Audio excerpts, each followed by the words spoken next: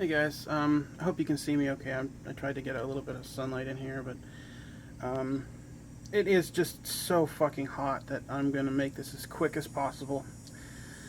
I wanted to show you guys how I replaced this compressor for this compressor because the other one sort of crapped out on me.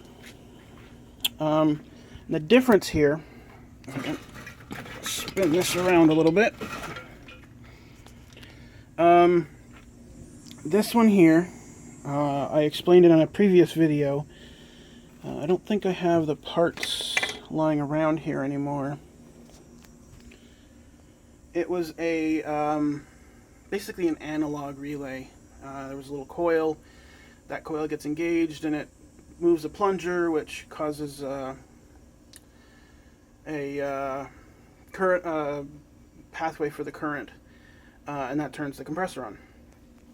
This one's more digital, and digital in the most broad term.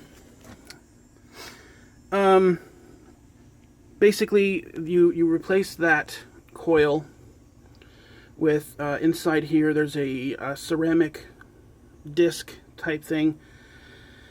And that it basically does the same thing, but it's a solid state. And then this thing at the top here is, I think it's a heat overload site type protection thing.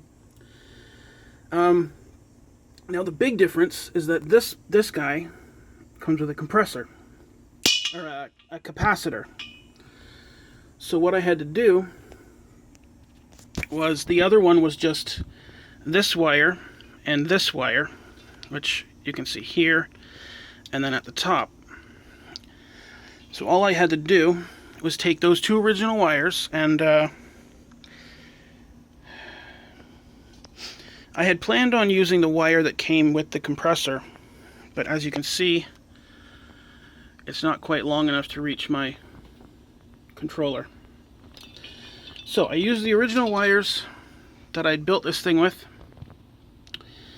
and I simply put the capacitor on where it should be. If I can get some focus in here, thank you.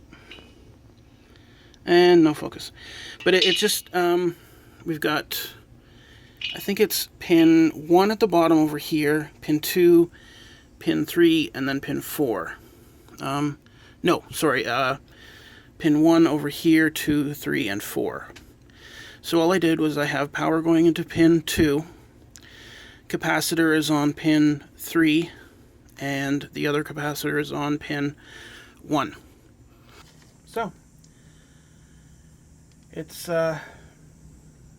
should work out pretty well. I'm actually going to think about changing those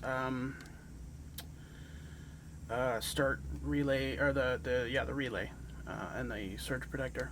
I don't like them. I prefer the older style. And up at the cottage, we got a dump just down the road, and they get probably 100 fridges in over the summer. So I'm gonna go over there at some point and see if I can't rip out to 10 or 20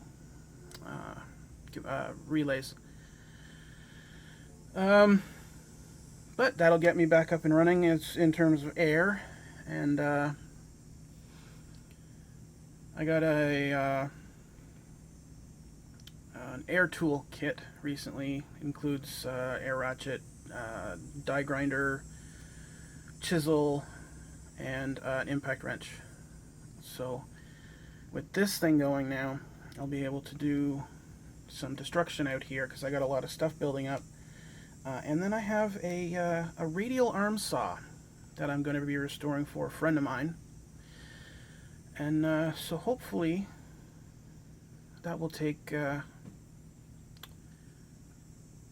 place within the next month or so. I'll start on that once the temperature starts to drop from the hundreds and 50s. And